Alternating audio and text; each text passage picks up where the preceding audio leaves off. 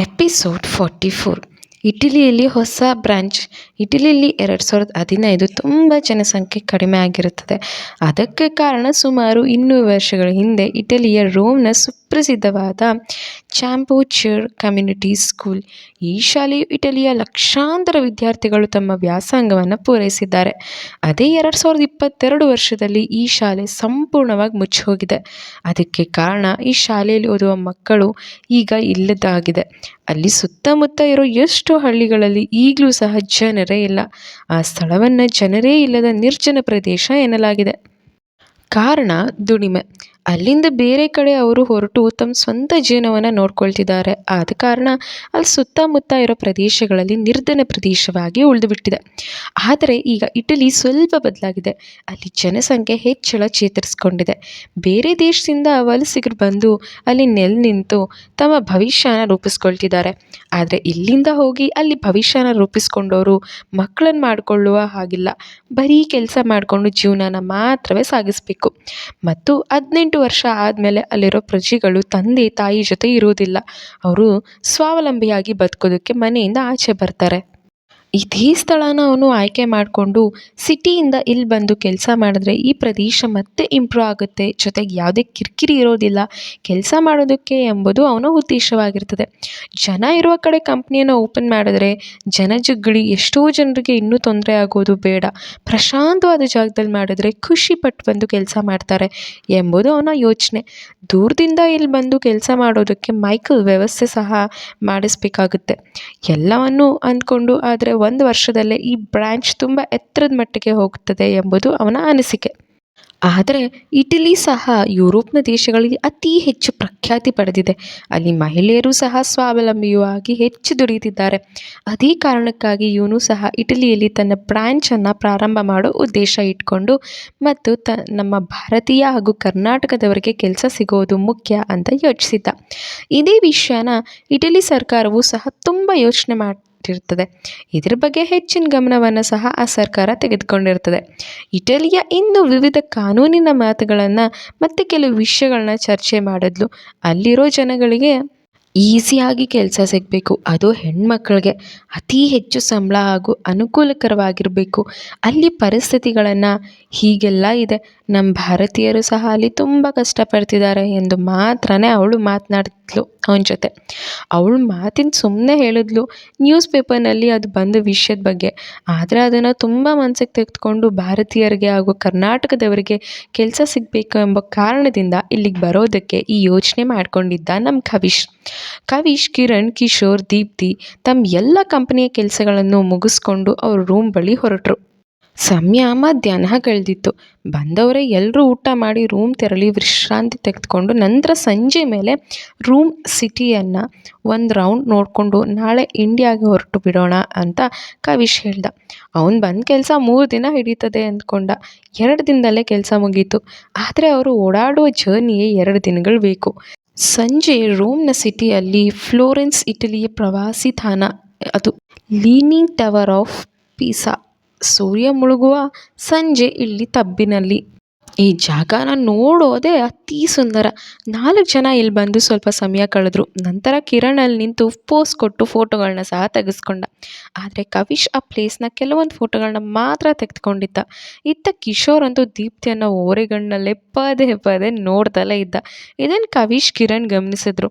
ಅವರಂತೂ ಇವರಿಬ್ಬರಿಗೂ ಪ್ರೈವೇಸಿ ಸಿಗಬೇಕಂತ ಕಿಶೋರ್, ನಂಗೆ ಸ್ವಲ್ಪ ಕೆಲಸ ಇದೆ, ನಾನು ಕಿರಣ್ ಹೋಗಿ ಬರ್ತೀವಿ, ನೀನು ದೀಪ್ತಿನ ಕರ್ಕೊಂಡು ಪಕ್ಕದಲ್ಲಿರೋ ಶಾಪಿಂಗ್ ಕಾಂಪ್ಲೆಕ್ಸ್ಗೆ ಹೋಗು ಅಂತ ಹೇಳಿ ಕಳಿಸ್ದ. ದೀಪ್ತಿ ಕವಿಶ್ನ ನೋಡಿ, ಸರ್ ಪರವಾಗಿಲ್ಲ, ನಾನು ನಿಮ್ಮ ಜೊತೆನೇ ಬರ್ತೀನಿ ಅಂತ ಹೇಳಿದ್ಲು. ಆಗ ಕಿಶೋರ್ ಮುಖ ನೋಡಬೇಕು, ಅಬ್ಬಬ್ಬಾ ಅವನಂತೂ ಏನು ಮಾತನ್ನೇ ಆಡಲಿಲ್ಲ, ಸುಮ್ಮನೆ ನಿಂತ್ಬಿಟ್ಟ. ಇಲ್ಲ ದೀಪ್ತಿ, ನಮ್ಮಿಬ್ಬರದು ಪರ್ಸ್ನಲ್, ಯಾರೊಬ್ಬರನ್ನು ನಾವು ಮೀಟ್ ಮಾಡಬೇಕು, ಸಮಾಧಾನವಾಗಿ ಉತ್ತರ ಕೊಟ್ಟು ಕಳಿಸ್ದ. ಇದು ಅವಳ 2ನೇಯದು 3ನೇಯದು ಔಟ್ ಆಫ್ ಕಂಟ್ರಿ.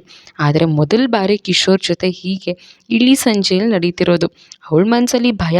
ಯಾಕೆಂದರೆ ಕಿಶೋರ್ ಒಬ್ಬ ಬಾಡಿಗಾರ್ಡ್, ಕಟುಮಸ್ತಾದ ದೇಹ. ಅವನಲ್ಲಿ ಹುಡುಕಿದ್ರೆ ಫ್ಯಾಟ್ ಅನ್ನೋದೇ ಅವನ ದೇಹದಲ್ಲಿ ಕಾಣೋದೇ ಇಲ್ಲ, ಅಷ್ಟು ಸುಂದರ.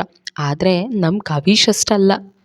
ಅವನು ನಡ್ಕೊಂಡು ಹೋಗ್ತಿದ್ರೆ ಇವಳು ಅವನನ್ನು ಹಿಂಬಾಲಿಸ್ತಿದ್ಲು. ಸುಮ್ಮನೆ ಮಾತು ಕೇಳಿದು, ದೀಪ್ತಿ ನಿಮ್ಗೇನು ಬೇಕು ಅಂತ ಕೇಳ್ದ. ಸರ್, ನಾನೇನಾದರೂ ತೊಗೊಳ್ಳೋ ಹಾಗಿದ್ರೆ ನಿಮ್ಮ ಜೊತೆ ಬರ್ತಾನೆ ಇರಲಿಲ್ಲ, ಸುಮ್ಮನೆ ಅಲ್ಲೇ ಇರ್ತಾ ಇದ್ದೆ. ನೀವೇನಾದರೂ ತೊಗೊಳ್ಳಿ, ನಾನು ತೊಗೊಳ್ತೀನಿ ಅಂದ್ಬಿಟ್ಟು ಸ್ವಲ್ಪ ಶಾಪಿಂಗ್ ಮಾಡ್ತಾ ನಿಂತರು. ಕಿಶೋರ್ ಅಂತೂ ನಾನು ಇವಳನ್ನ ಪ್ರೀತಿಸ್ತಿರೋ ವಿಷಯ ಬಾಸ್ ಗೊತ್ತಿಲ್ಲ ಅಂತ ಒಳಗೊಳಗಡೆ ಖುಷಿ. ಆದರೆ ಅವರಿಗೆಲ್ಲ ಇವನ ಬಗ್ಗೆ ಪ್ರತಿಯೊಂದು ತಿಳಿದಿತ್ತು. ಇವಳು ಕೆಲಸಕ್ಕೆ ಜಾಯ್ನ್ ಆಗಿ 2 ತಿಂಗಳಿಂದಲೇ ಇವನು ಇವಳಿಗೆ ಲೈನ್ ಹಾಕ್ತಿದ್ದು. ಆದರೆ ತೆಗಿ, ಈ ವಿಷಯ ತಿಳಿದಿಲ್ಲ ಅಷ್ಟೆ. ದೀಪ್ತಿಗೆ ಕಿಶೋರ್ ಅಂತ ಕಂಡ್ರೆ ಭಯ ಅಷ್ಟೆ. ನಾನು ಸಹ ಯಾವಾಗ ನನ್ನ ಕೆಆರ್ ಜೊತೆ ಹೀಗೆ ನಡೆಯೋದೆಂದು ಅವನು ಕನಸು ಕಾಣ್ತಿದ್ದ. ಇದನ್ನು ಗಮನಿಸಿದ ಕಿರಣ್ ಅವನದೇ ಲೋಕದಲ್ಲಿ ಅವನು ಸಹ ಮುಳುಗಿದ್ದ. ಅವನು ಸಹ ಕೀರ್ತಿಯನ್ನು ನೆನೆಸ್ಕೊಂಡು ಅವಳ ಜೊತೆ ಸಂಜೆ ಇಳಿ ತಬ್ನಲ್ಲಿ ಹೆಜ್ಜೆ ಹಾಕೋ ಕನಸನ್ನು ಕಾಣ್ತಿದ್ದ. ನಂತರ ಎಲ್ಲರೂ ಅಲ್ಲಿಂದ ಹೊರಟು ಅವ್ರು ಬುಕ್ ಮಾಡಿದ್ದ ಹೋಟೆಲ್ ಬಳಿ ಬಂದರು. ಊಟ ಮುಗಿಸ್ಕೊಂಡು ಅವ್ರವ್ರ ರೂಮಿಗೆ ಹೋದರು. ಕವಿಶ್ ರೂಮಿಗೆ ಬಂದು ಅವನ ಲ್ಯಾಪ್ಟಾಪ್ ಆನ್ ಮಾಡಿ ಅಲ್ಲಿ ತೆಗೆದಿರೋ ಆ ಪ್ಲೇಸ್ನ ಒಂದು ಫೋಟೋವನ್ನು ಅಪ್ಲೋಡ್ ಮಾಡಿ ಒಂದು ಕವಿತೆಯನ್ನು ಬರೆದ. ಪ್ರಕೃತಿಯೇ ಚಂದ, ಪ್ರಕೃತಿಯೇ ಅಂದವೇ ಅತಿ ಮಧುರ ಎಂದು ಒಂದು ಟ್ಯಾಗ್ ಲೈನ್ ಮಾಡಿ ಕೆಳಗಡೆ ಹೀಗೆ ಬರೆದ. ನನ್ನ ನಿನ್ನ ಭೇಟಿಗೆ ಯಾವುದೇ ಕುರುಹುಗಳಿಲ್ಲ. ಮನದ ನ್ಯಾಯಾಲಯದಲ್ಲಿ ಗಾಳಿಯ ಸಾಕ್ಷಿಯನ್ನು ಯಾರೂ ನಂಬುವುದಿಲ್ಲ, ಯಾಕೆಂದರೆ ಅದು ಕಣ್ಣಿಗೆ ಕಾಣುವುದಲ್ಲ. ನಿನ್ನ ಕಣ್ಣಂಚಿಗೂ ನನ್ನ ಕಿರುಪರಿಚಯವಿಲ್ಲ. ಆದರೂ ನನ್ನ ಹೃದಯದೊಳಗೆ ಶಾಶ್ವತ ಒಡತಿ ನೀನಾದೆಯಲ್ಲ. ಇದು ಮನದ ಲಿಖಿತ, ವಿಧಿ ಲಿಖಿತವಲ್ಲ. ನಂತರ ಅವಳು ಬೆಳಿಗ್ಗೆ ಗುಡ್ ಮಾರ್ನಿಂಗ್ ಕೇಕೆ ಎಂದು ಮೆಸೇಜ್ ಮಾಡಿರೋದನ್ನು ನೋಡಿ, ಸಾರಿ, ನಾನು ಬೆಳಗ್ಗೆಯಿಂದ ತುಂಬ ಬ್ಯುಸಿ ಇದ್ದ ಕಾರಣ ರಿಪ್ಲೈ ಮಾಡೋಕ್ಕಾಗಲಿಲ್ಲ. ಗುಡ್ ನೈಟ್ KR, ಆದಷ್ಟು ಬೇಗ ನಿಮ್ಮನ್ನು ಮೀಟ್ ಮಾಡ್ತೀನಿ ಅಂತ ಹೇಳಿ ಮೆಸೇಜನ್ನು ಸೆಂಡ್ ಮಾಡ್ದ.